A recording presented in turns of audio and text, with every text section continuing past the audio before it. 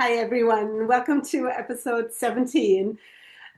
We wanted to talk a little bit today about what it's like to be a parent in a country that's not your home country, but have your own parents back in your home country.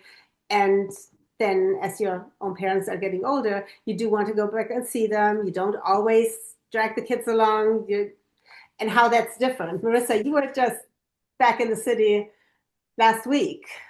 So maybe tell us, how was this different from last summer when you took the whole family and spent a month up in upstate New York and then the city and all of that? Yeah.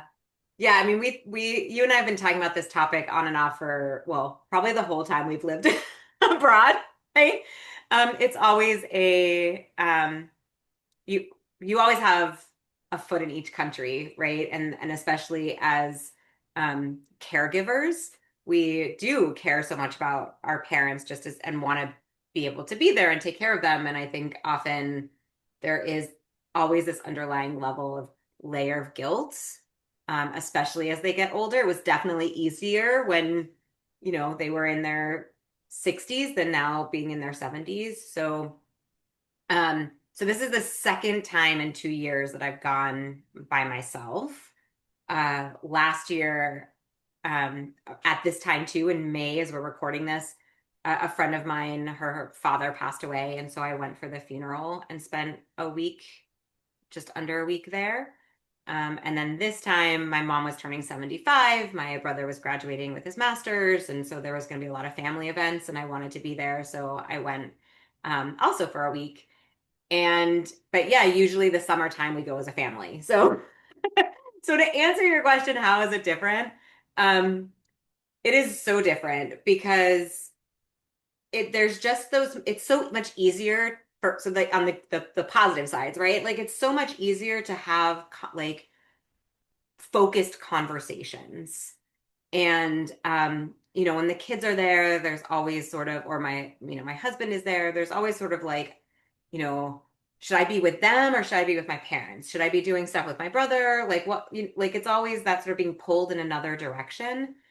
And especially I think for us, when you like as such a tight-knit family living here, because we don't have family living here, that then when we go, like we have our rituals and routines, the four of us that are in the space of my parents and their rituals and routines. Whereas, like, when it's just me, I know my parents' rituals and routines because they're not that different from when I was a kid, right? It's just easier to be like to adapt when it's just the one of you and when it's one of you who grew up with those personalities and those rituals in that environment.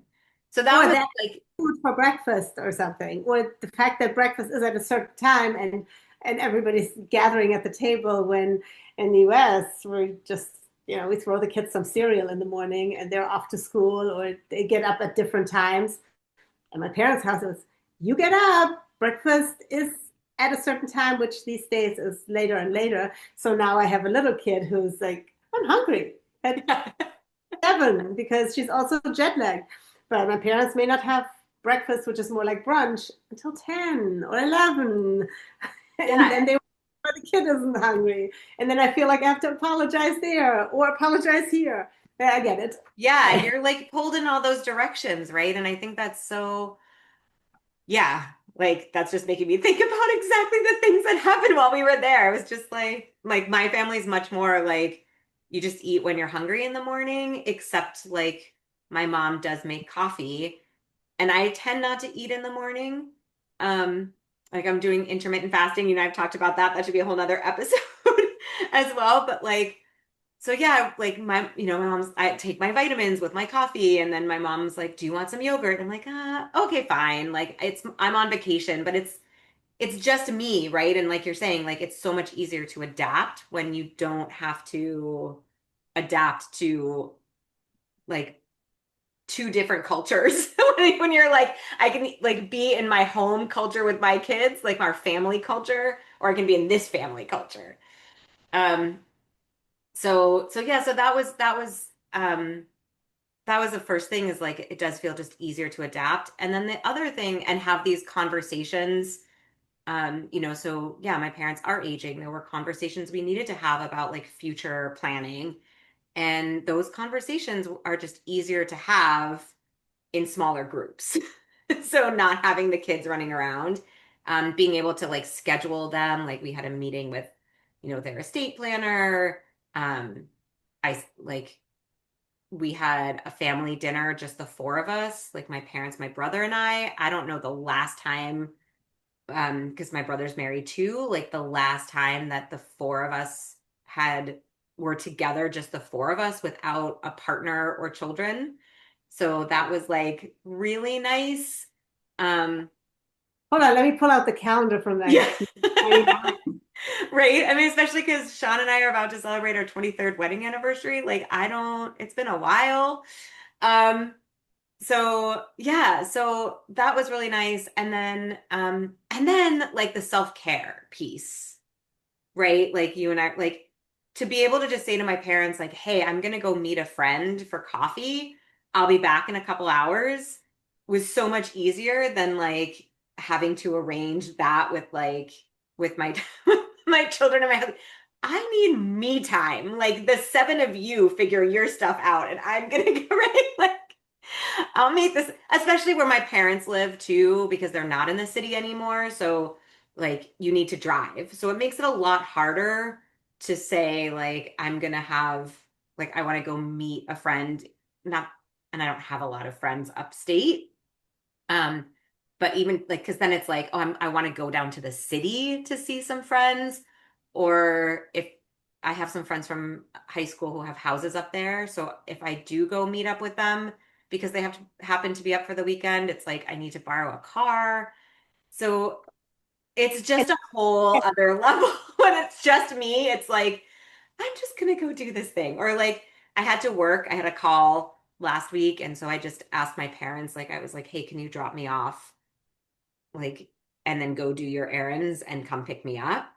That was a whole lot easier than can you drop all four of us off and maybe like three of us won't want to be like, like again, different directions. So that's the challenge. That's really the challenge. And it was wonderful and it was challenging. But I do think that even just yeah, so I'm gonna stop there. There was like another thing that I was gonna say, which was like the travel self itself, like being in the airport and being on the airplane and not having to take care of like make sure that like people are eating and that like they're okay and like just getting to be on the airplane by yourself, be like, I get to choose what I want to watch and like I don't have to like stop and answer people's questions. I can like I can sleep now. it's been a long time. Yeah, yeah. That was really Oh, nice. yeah, I'm still traveling with a toddler, so Um, so yeah, that was really nice. Um, yeah, I feel also, and this may just be my parents, but I think in general, as they say, the older you get, the more you get so I feel like they are less less easygoing. And actually, last year when my dad picked me up at the airport, he got in the car and he said to me, "Your parents aren't getting old; they are old. So take it slow." and, and I think it's harder for them to arrive at the, "Hey, can I borrow the car real quick because I need to go pick something up." And they're like, "But wait, you didn't give us an hour to think about this and right. plan for it." Like, but I'll be back in an hour. Yeah, but we needed this hour to be, and but they're not actually thinking that way. They're just stunned that I am trying to do something different from what they thought their day was going to look like, Yeah. when generally they don't actually really arrive at making the day look like that, which is human. Like I often say, "Oh, why don't we tomorrow? It's Sunday. Why don't we go for a nice family hike?" And at 3 o'clock in the afternoon, like, "Okay, why don't we just walk to the restaurant for dinner?" Um, Totally. Yeah. I mean, I think it goes to like a couple of things, right? Like, I think Like, were your parents like that when you were younger? Like, I know it's been a while since you've like, but when you were a kid, were they, or and a teenager, were they, um, how do I phrase this? Like, were they still like that? Because I feel like what I'm noticing is like, um, the rituals and the routines that my parents are in now, because it's just the two of them and they can make decisions for themselves, is not that different from how they tried to make decisions. Like they made decisions for us when we were little. Like when the weekends, they were the same way they are now, right? It's the weekend, I don't have to work. Like there's no routine, like get up whenever you want. Like my dad would go and mow the lawn at our weekend house if we were up there. Like on his tractor. We wouldn't see him for 8 hours, right? It was like everybody kind of made like, and my mom had to be responsible for like making sure that we like didn't stick our fingers or our faces where they didn't belong, right? That there wasn't, because there were snakes and all sorts of things. My mom was making sure that like she knew where we were. So I feel Safe like and there's, fed. That was my mom's job. Make sure that we were safe and fed. yeah, yeah, and that's not different. Like my mom is still making sure my dad is safe and fed, right? Like that role is still there. It's just that she only has that one person to do, and then she can take care of herself when she's sure that that's in place. But it feels like you said, like the slower part, because it's only one person and one person who's moving slower and making decisions slower. Um, it is like a whole lot less chaotic. It feels less chaotic than when I was a kid. Um, but I think it's because when I was a kid, yeah, like we just had my brother was running in one direction, I was running in one direction, like my dad was running a different direction. My mom was like still decompressing from her week of like work and all the things, right? Um, and so now there's just, yeah, it's like it feels like a calmer way of life, but also I like it feels like the patterns are the same, it's just happening slower. Like, It feels calmer because I think they sleep later. Like my parents never slept when I was growing up. I wasn't taught any sleep hygiene, which is why I still my biorhythm is still off. But like, why you're up when I text you at 3 o'clock in the morning and you're up or I'm up when you text me at 3 o'clock in my morning. Yeah. well, part of that too is though the time difference and the working late.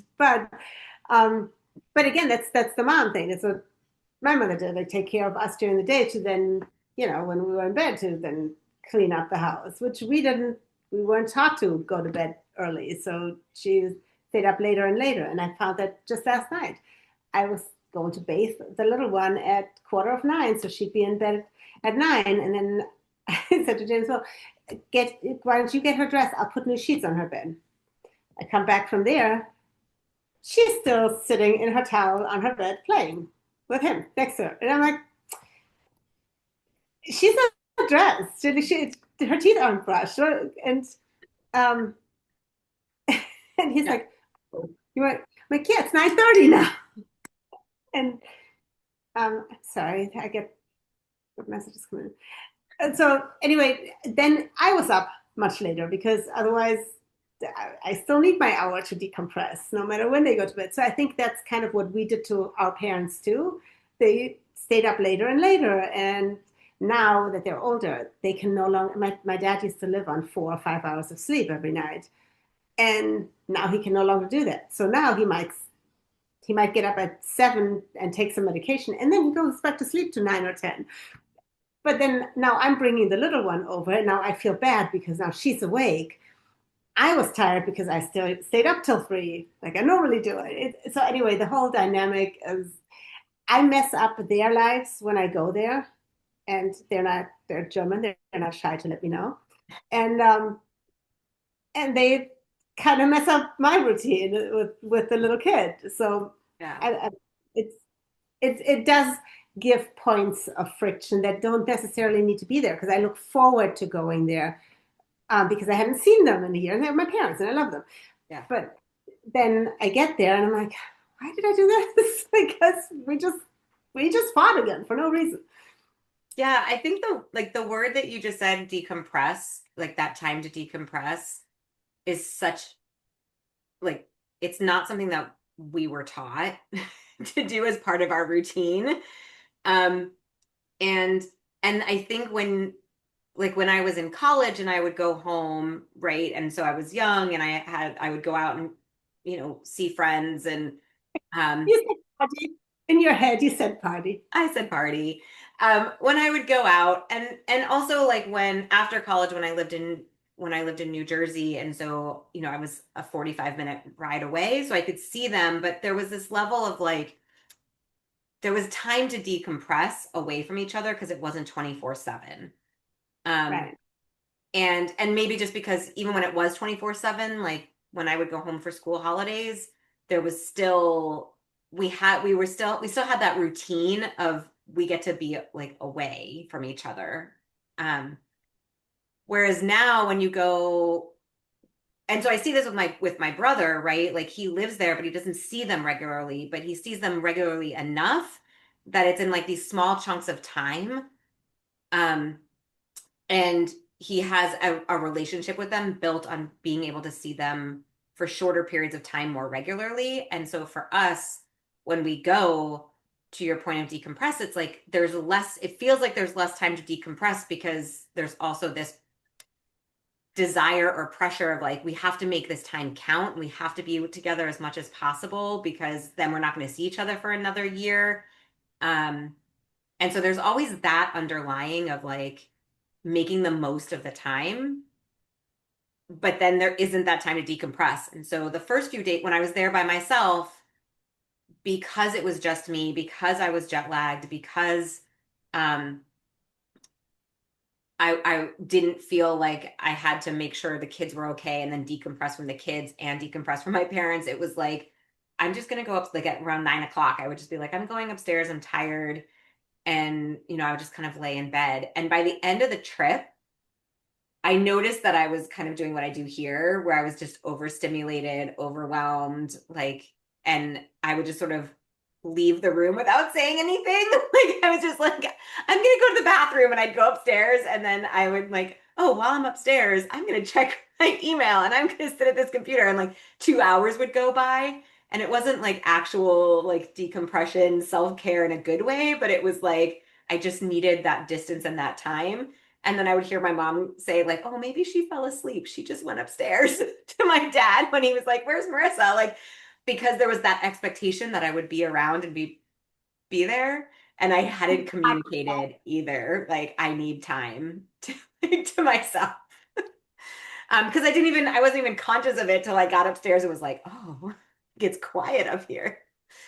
Um, My parents need that too, or at least my dad does, because like he will at some point, even though everybody's in the room, he will still have his phone. He'll get some sort of notification, even if it's like the news ticker.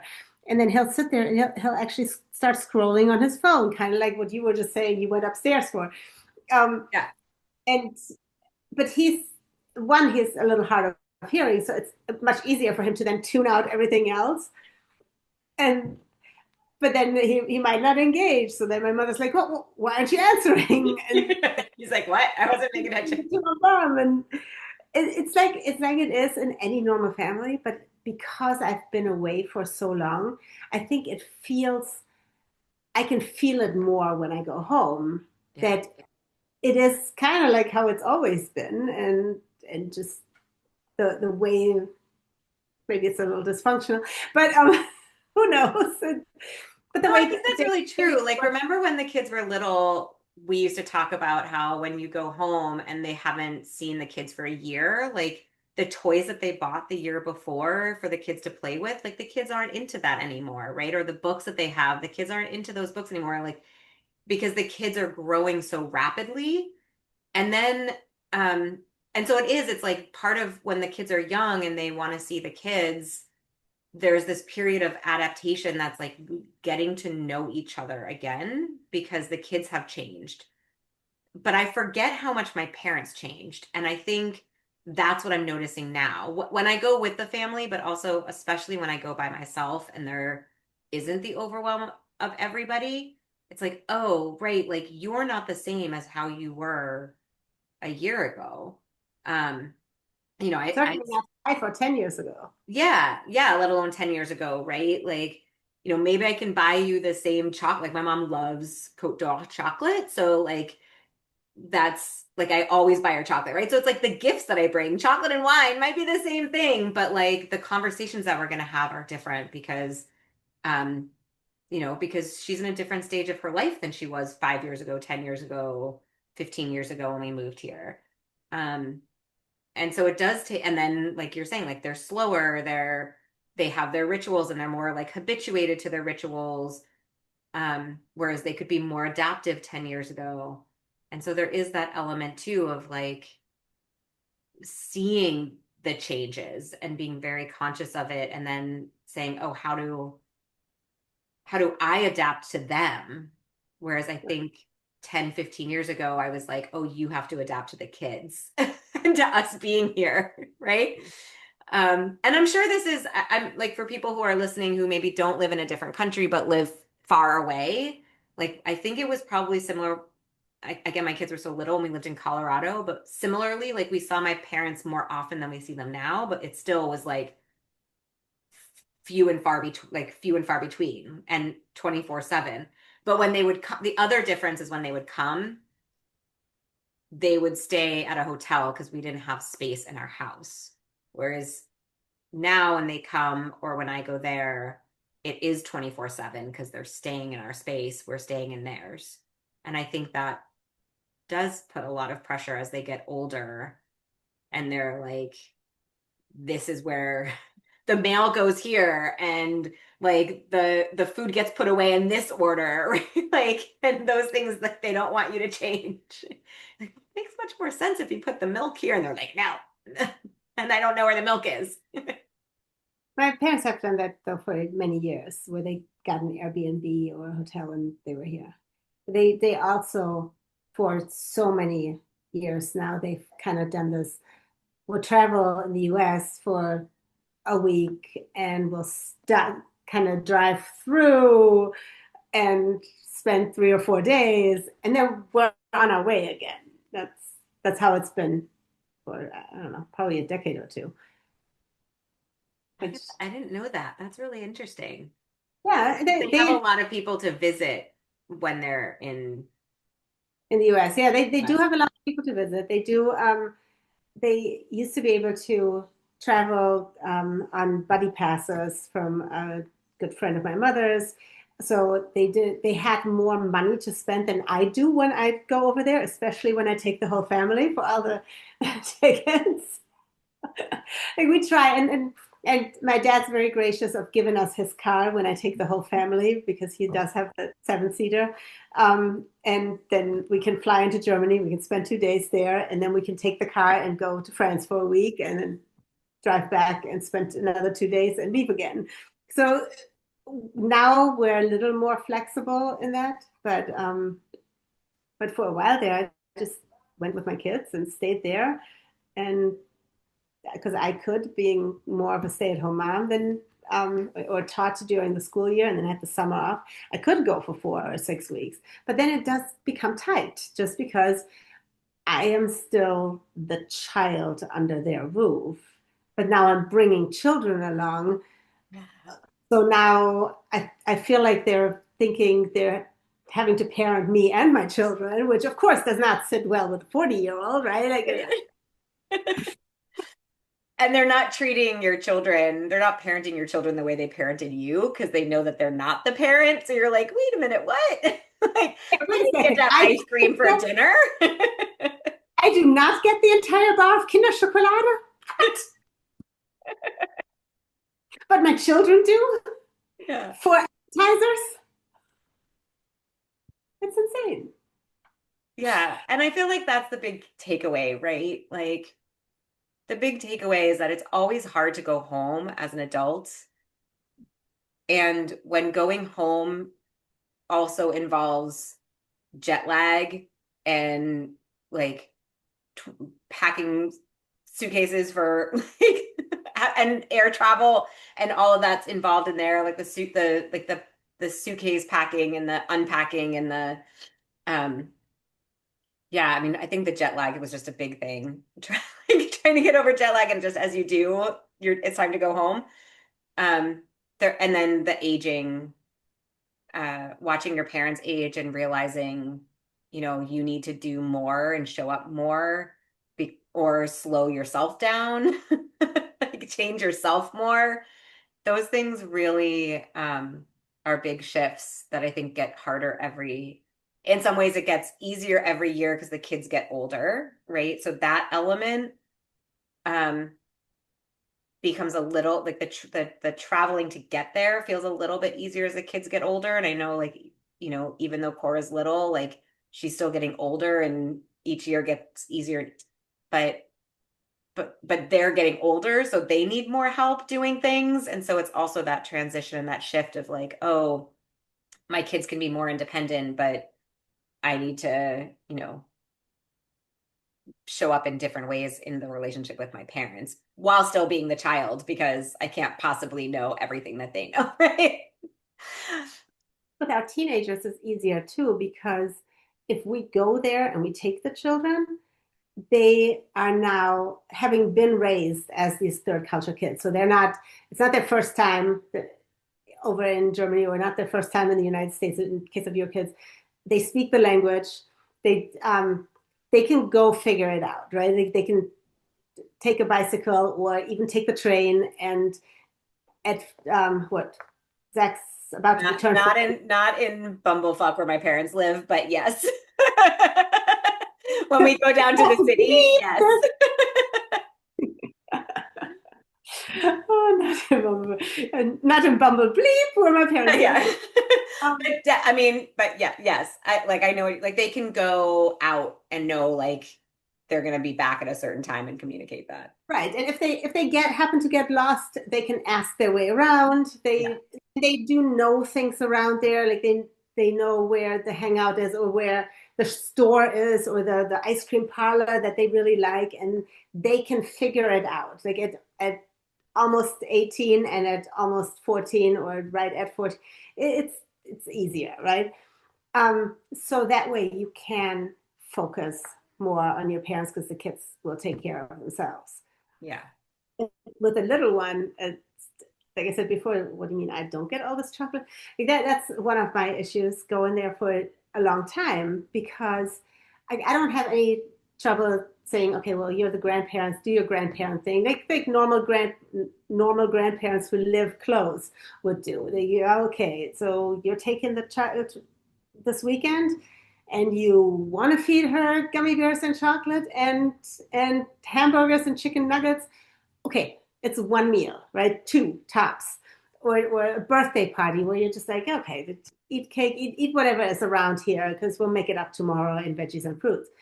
But now we're going on a week, and my kid is because she's on a sugar high. But that doesn't matter because we're the grandparents. We have that right, which they're not specifically coming out saying that, but of course, talking in the background. I'm so sorry. It's So okay. I couldn't hear it until you mentioned it. You cut it out. um, so that's definitely harder to allow them to be the grandparents that they probably secretly want to be, but they're not actually coming out and saying, no, it's my right to do that, as much as maybe they should, because then we could work from there.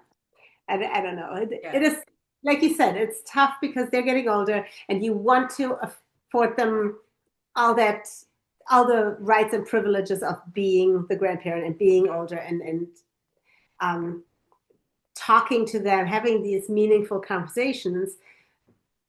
But then at the same time, it just makes it so difficult because you have no room to decompress from all that. Yeah. And especially if you're juggling the parents and the children at the same time, it's just tough. Yeah. Yeah. And I think that's like what you just said about like being able to have those conversations.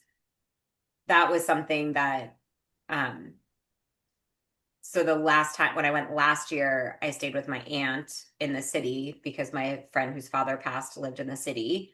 So it allowed me to be there to help her. And I was able to have these conversations with my aunt one-on-one like I used to when I was a kid, and that I wouldn't be able that I don't have when the kids are there because there's just too much.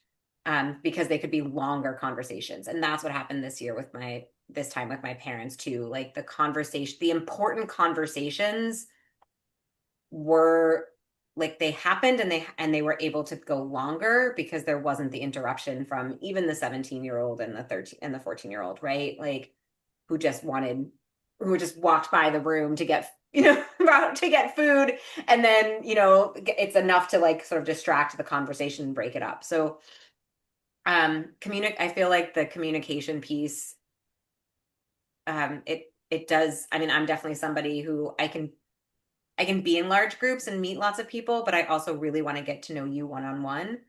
And it's a lot harder to have those one on one conversations when the whole family is there than when it's just me and my parents. And even then, like I can be one on one with each of them at a given time. So um yeah, it's just an adds another layer of the living abroad, and or living on the other side of the ocean, or the other side of the country, or wherever you're living from your family, um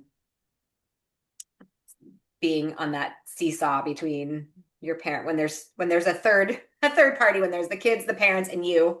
It's much easier when it's just you and the parents, or you and the kids, to navigate that sometimes. So I'm still jet lagged, so this might make no sense whatsoever. I Please let us know if this resonates with you as you're listening. And yeah, and what your experiences are traveling to see your parents alone or with your children. Um, what you're noticing as your parents age and as your children age, and the shifting dynamics of the relationships and the conversations Maybe, you're having. maybe even how the cultural differences get more pronounced. Yes. That's Because You didn't even talk about that on this episode. uh, That's a yeah, whole nother episode. Astrid, add that to the list. because I feel like my parents, who used to be these like global citizens and travel everywhere to India and try all the new foods and love all of that, and now they're very monotone almost in their diets, which again is totally normal as you age and your taste buds change and whatnot. But it's very different going to their house now, and they want to they buy all these great meats and grill in the summer all the time, and there's so much food, and it's all meat and potatoes. It's like very much the stereotypical German thing these days, unless my sister-in-law from the Philippines comes over and She she'll goes. make food. But other than that, it is still very similar to what I grew up with as a staple. But then there was more because they traveled more, because they were younger and could, and there was just a little more openness, I feel like, to I think that I don't mean this in a bad way, but I don't. Again, they have their rituals Yeah. more so, and same with languages. They speak English fluently, both of them, and my mother uh, used to be pretty fluent in French because we lived in Geneva when I was little, and now because they're both hard of hearing, because they're both slower, and then I speak French with the little one, they will literally interrupting. I don't understand this. Like, oh, you're not even really trying. They just get so angry about it. Yeah. When before, um, when my brother's kid was born in 2017, and again, my sister-in-law is Filipina, and they speak English to each other mostly. She speaks Tagalog with the boy, and my brother speaks German to him. So he grew up with three languages, and my parents speak not a lick of Tagalog. They speak a lot more or understand a lot more French than they ever could Tagalog. But somehow that was not a problem 5 years prior to when my child was born. It was or much less of a problem anyway.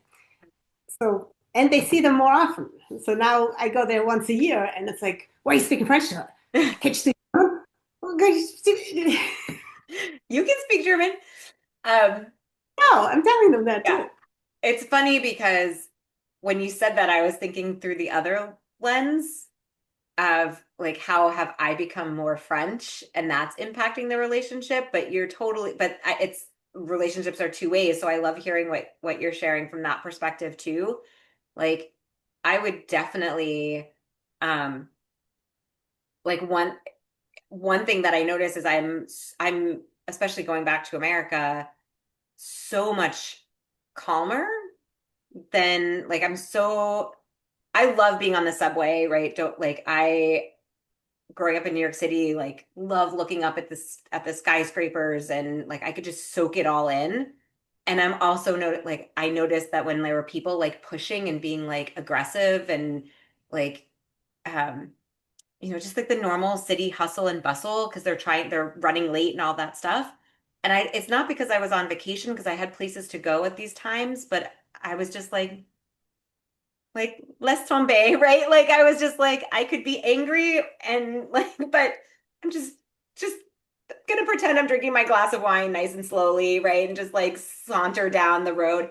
Like it was so much easier for me to not um it was easier for me this time and last year as well when I was with my kids and when I was on my own to not get sucked into that hustle and bustle, chaotic energy that happens in the city. And I think that is because I'm getting more and more Frenchified, um, for better or worse. Definitely. You're Um, okay a lot already.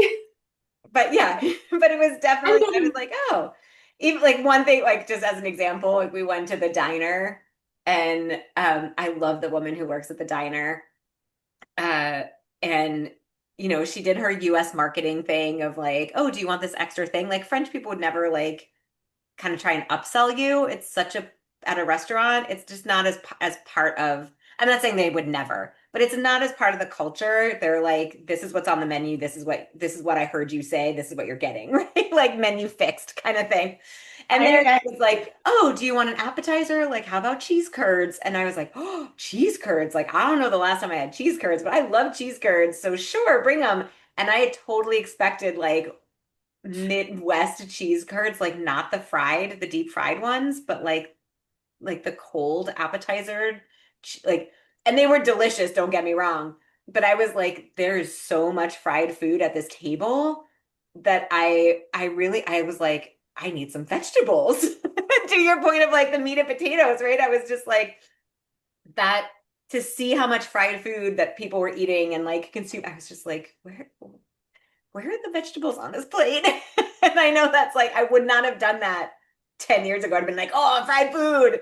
It's just like, oh, my stomach's not like, maybe I won't get the French fries now that I got the fried cheese curds with my sandwich.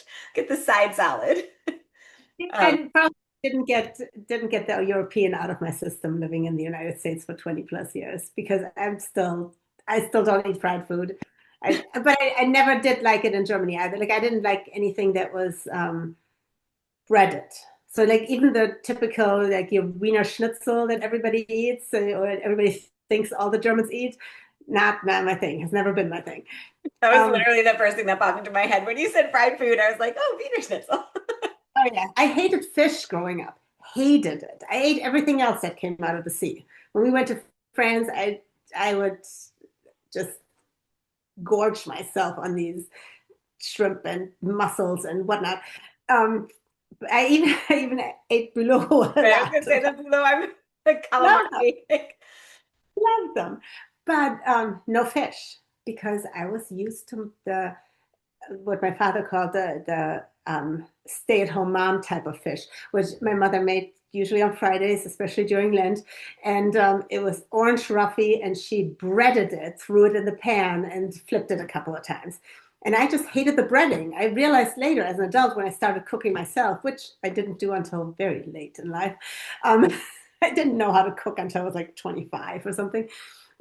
But when I started cooking myself and actually made like just the fish, loved it. So that's there's definitely I never got into the fried stuff in the United States, um, and I will always seek out a vegetable of sorts. You're really good with vegetables. Even if it's, spinach ravioli, like it still has the word in it, right? We've talked about this on other episodes, Astrid, and like it was so inspiring to watch you get your kids to eat vegetables when it was such a struggle for me. Um, and I think we said like you're like, as long as I put something they liked on top, they were gonna eat the vegetables. But yeah, yeah. So as we're wrapping this up, it's always something, as with the other topics we talk about on this podcast. I think um, you know, the reason we started this podcast too was having your foot in both countries is hard enough, and then the extra when you're going home to see your parents. So it's not only foot in each country, but it's also that balance between being your parent's child and being your children's parent. Um, that also just creates all sorts of clashes. Also guilt. I think it creates some guilt for going away because you do have friends who stay around for you, or we both have younger brothers who go and visit our parents much more regularly than we can. Even if we had all the money in the world, we still have responsibilities in the country that we moved to, which is also then again a different culture on top of that. So now we go from that other culture and go visit our parents, wanting to spend time with them, but still having that underlying guilt, which I think then also creates more points of friction, not just the hey, I think differently Yeah. from you because I've lived so far apart and I see I live in a completely different culture. So it opens my eyes to a couple more things than what you see when you come for a visit for your 2 weeks. And so that creates clashes, but then also there's this underlying guilt of, well, I should be here more often, and now, oh, we're not doing this, and I would, and also I want to show my kids this great castle that I always went to when I was little, and I never made it there. Like not once have I taken my kids to the Drachenfels in Bonn, which, or the, yeah, Königswinter, whatever. There's this one place that I went to a lot as a kid, and it's kind of cool. And I always wanted to take my children. Not one of my children has been there because just never make it because I have that guilt of being with my parents. It's just Yeah. It's you're talking about the guilt and then the expectations, right? The shoulds. The like this is what we should be doing, this is what we expected to do. And I think like, you know, the part about if you had all the money in the world, you still couldn't go. The fact that we don't have all the money in the world, and then there are things we want to do here with our children that we can't do because we're saving, or we choose not to do because we're saving money to go there to have that, to create that connection too. So there's a little bit of guilt in that sense for me, um, as well when I hear you speak of like, yeah, like the majority of our disposable income, our vacation money goes to this our summer vacation, which means we can't do. And this year, we had one fewer trip to the States, so we were able to go to Greece. Um, but that's like more and more the conversation, especially as the kids get older. And it's like, oh, I really wanted to take the kids there before Owen graduated from high school. And it's like, oh, I guess we're not going to do that. Like, right. Because we still have to save the money to go to do this other thing, to go back to the States. And so, yeah, so there's all these different things that come up. But yeah, at the end of the day, it's about that guilt and those expectations and the shoulds and money limitations. And it creates a whole bunch of internal clashes with yourself and those external clashes with everybody else. So and here's the that's why we just want to nap all the time and eat chocolate. So this episode wasn't necessarily about, well, it was still culture clash parenting, but it was actually our parents parenting us. Culture clash childing. Clash childing, exactly. But yeah, there are definitely considerations to be made, and we'd love to know how you guys who do have a foot in each culture in each country, whose parents are aging, who have little children, big children, tell us how you deal with it. So if you have anything that we haven't touched upon and that you have a great solution for, please, please, please let us know. We're always open for ideas. And as you're saying that, the other question I have is if you have passed this age and your kids are in college and so you can go, or university or out of the house, and so you can go on your own more often, I'm curious about how you uh, create or facilitate the continued connection between your kids and your parents, because that's definitely something I'm starting to think about. Like, do I pay for Owen to fly back to the States when he's in university so he can see my parents and Sean's parents when he's not living with us?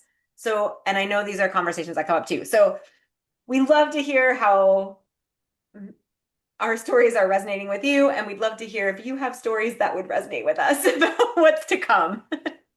Or how you get your third culture kids to go and see your parents, because one of my children has a great relationship with them and also loves going to Germany, and the other one does not couldn't care less about going to Germany. And he'll go see his grandparents, but only really if I say let's go, because that's not on the forefront of his mind, because here is where he's got mountain bikes and basketballs and everything that he doesn't have there and doesn't feel like he could be doing there. And to just go for a family vacation, he's 14 and he doesn't really care that much. He doesn't want to go on a family vacation with me to the beach. So not not saying it's completely wrong of him to think like that first and foremost, Yeah. but at the same time, how do I get him to want to go? How do you make it easier? Yeah. Exactly. Yeah. So if you have ideas, let us know. Please jump in. We're at cultureclashparenting@gmail.com. We're on Instagram. We're on YouTube. We're on Facebook. Find us. Tell us what you think. Give us any kind of feedback. We'd love to hear it. See you next time, everyone. Thanks for tuning in. Bye. Bye.